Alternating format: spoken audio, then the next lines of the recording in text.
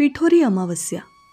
ज्या संस्कृतीत गुरुची पूजा होते, प्राण्यांची पूजा होते, इतकेच काय पण निर्जीव वस्तूंची देखील पूजा होते, ती संस्कृती मातेला कशी विसरेल. अशा या मातृत्वाचा गौरव करण्याचा, स्मरण करण्याचा दिवस म्हणजे मातृदिन, म्हणजेच पिठोरी अमावस्या. श्रावण अमावस्येला पिठोरी अमावस्या म्हणतात. हा दिवस 2 प्रकारे साजरा होतो. एक म्हणजे ज्या स्त्रियांची मुले अल्पायुषी ठरतात किंवा जिला अपत्य सुख लाभत नाही, अशा स्त्रिया पिठोरीचे व्रत ठेवतात.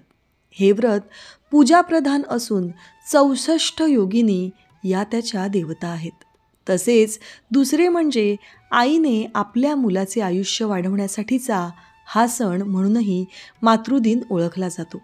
या दिवशी नैवेद्याला सर्व पिठाचेच पदार्थ करतात, म्हणून या अमावस्येला पिठोरी अमावस्या म्हणतात. पूजा मांडून अखंड सौभाग्य आणि दीर्घायू पुत्र यासाठी प्रार्थना केली जाते. घरातील मुलांसाठी खीरपुरीचे किंवा पुरणपोळीचे जेवण करतात.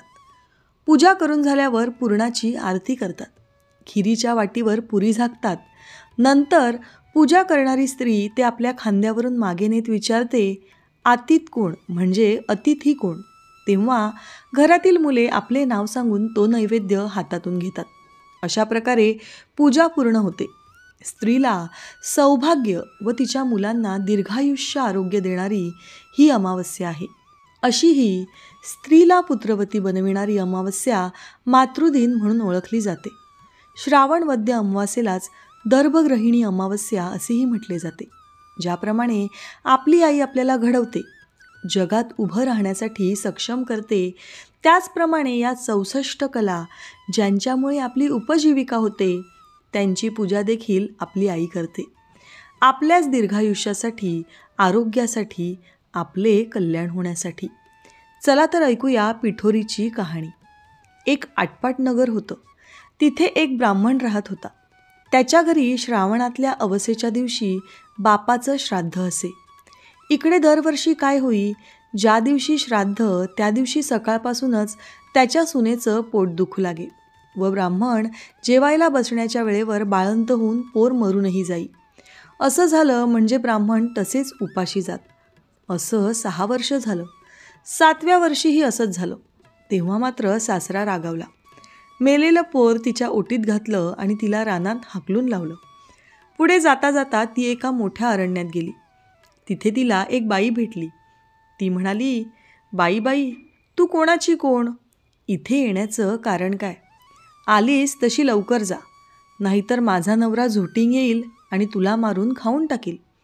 तेव्हा ब्राह्मणाची सून म्हणाली, तेवढ्याकरताच मी इथे आले आहे. तशी झोटिंगाची बायको म्हणाली, बाई बाई, तू इतकी जीवावर उदार का? मी एका ब्राह्मणाची सून. दरवर्षी मी श्रावणी अमावस्येच्या दिवशी बाळंत होते आणि माझे मूल मरून जाते. त्याच दिवशी आमच्या घरी माझ्या आजी सासऱ्यांचं श्राद्ध असतं. माझं असं झालं म्हणजे श्राद्धाला आलेले ब्राह्मण उपाशी जातात. अशी 6 बाळंतपणे माझी झाली. 7व्या खेपेलाही असंच झालं.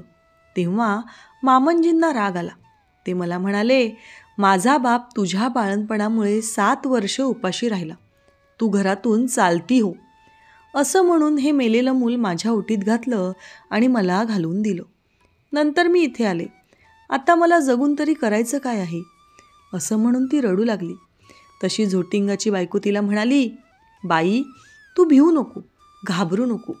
अशीच थोडीशी पुढे जा. तिथे तुला एक शिवलिंग दृष्टीस पडेल. बेलाचं झाड लागेल. तिथे एका झाडावर बसून राहा. रात्री नागकन्या, देवकन्या तिथे पूजेला येतील. पूजा झाल्यावर खीरपुरीचा नैवेद्य दाखवतील आणि अतिथी कोण आहे म्हणून विचारतील.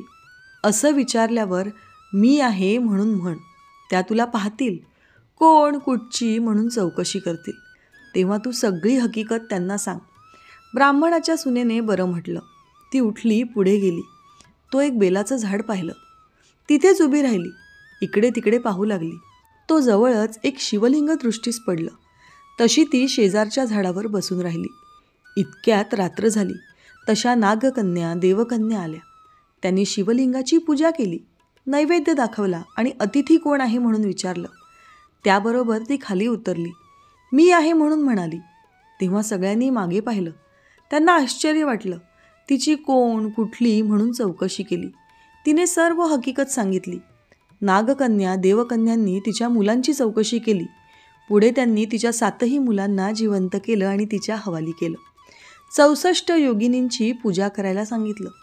तिने विचारलं, याने काय होतं?